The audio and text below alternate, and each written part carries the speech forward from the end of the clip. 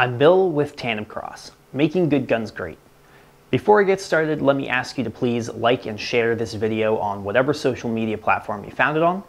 Follow us on Facebook, Instagram, and MOA if you're not already following us.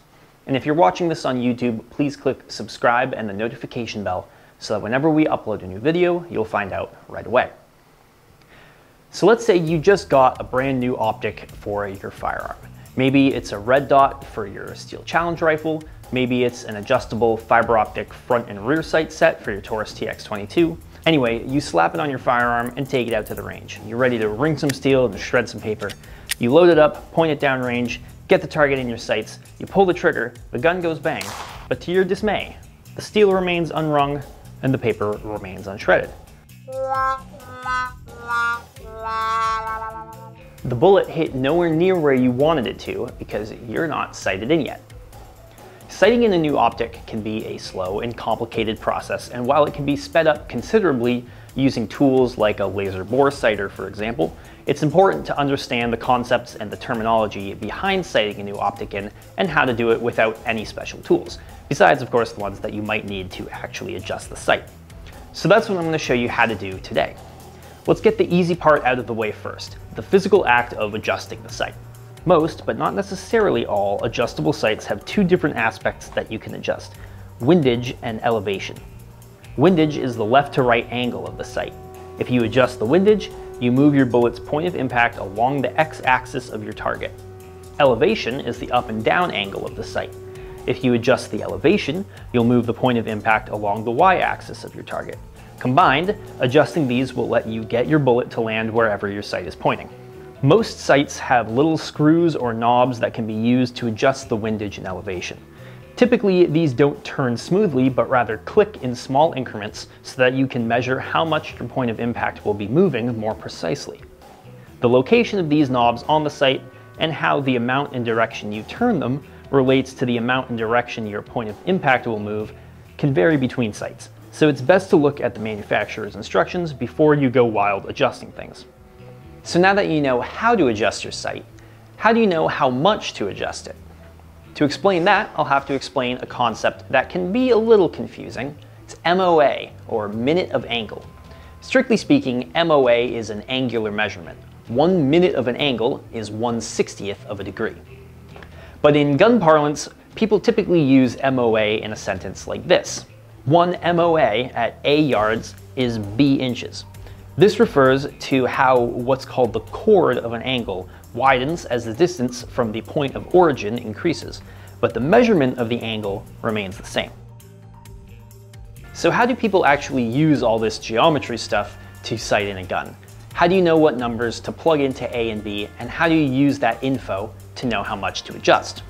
Well, A is easy. It's the distance from you, the point of origin in this case, to your target. If you're doing this in a professionally built and run range, that distance is probably posted somewhere, and if it's not, you can probably ask a range officer to find out. If you're sighting in your backyard, you'll have to measure the distance yourself, and it's important to have an accurate distance measurement because you always sight in at a specific distance. To find B, we'll have to do some very simple math. At 100 yards away, the chord of a 1 minute angle is 1.047 inches. For our purposes, that 0.047 is negligible, and our math is going to be a lot easier if we just say 1 inch. So for all intents and purposes, 1 MOA at 100 yards is 1 inch. Extrapolating from that, 1 MOA at 200 yards is 2 inches, 300 yards is 3 inches, and so on. Going backwards, 1 MOA at 50 yards is half an inch, 1 MOA at 25 yards is a quarter inch, etc.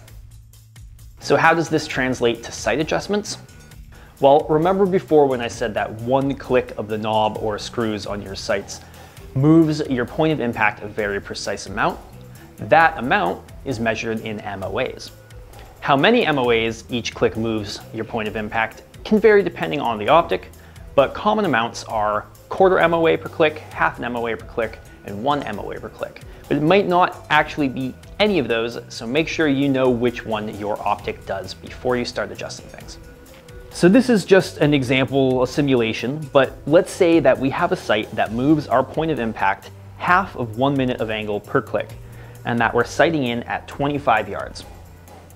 We get our sight picture, fire a few shots, and find that our group is down and to the left quite a bit. To fix this, here's what we'll do. First, measure how far off target you are. Let's say we're 3 inches down and 2 inches to the left. Second, pick which axis you're going to adjust first. I strongly recommend adjusting only one at a time, but the order that you do it in doesn't actually matter. Adjusting both at the same time is theoretically doable, but it's easy to make mistakes and end up taking much longer that way, so I don't recommend it. I'm going to adjust windage first. We need to move our point of impact 2 inches to the right. We know that at 25 yards, 1 MOA is a 1/4 inch. And our point of impact will move half an MOA with each click of the sight. So 2 clicks moves us a 1/4 inch. 8 clicks will get us 1 inch, and 16 clicks will move us the full 2 inches. So if we adjust the point of impact 16 clicks to the right and shoot another group, we should be centered along the x-axis.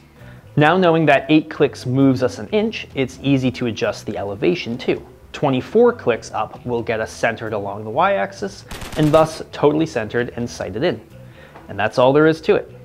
A couple more things to keep in mind. Everybody knows that bullets drop as they travel. Because gravity is always acting on the bullet, your shot is never going to hit exactly where you point the barrel. But you're not adjusting your sights so that they're pointing exactly where your barrel is pointing. You're adjusting your sights so that your bullet's point of impact is exactly where your sights are. As long as you think in terms of moving the point of impact, you won't make any mistakes. Another thing that could be very helpful is a rest. Not everyone has access to a shooting rest, of course, and you don't need one to get sighted in well. But if you have one, using it will help eliminate any inaccuracies that might develop from all the tiny little unconscious movements our bodies make and get you sighted in even more accurately. Anyway, I hope that this video was helpful. You can absolutely get your gun sighted in perfectly through guesswork and trial and error and a bunch of tiny little adjustments. But if you really understand MOA and the process behind adjusting your sights, you can make getting sighted in much faster and much easier, so you can get right back to shooting. Thank you for watching. If you have any questions or suggestions about this video, be sure to let me know in the comment section, and don't forget to like, subscribe, and hit the notification bell so that whenever we upload a new video, you'll find out right away. You can also find us elsewhere on the internet like Facebook, Instagram, and MeWe. And of course, you can find all of our products at www.tandemkross.com.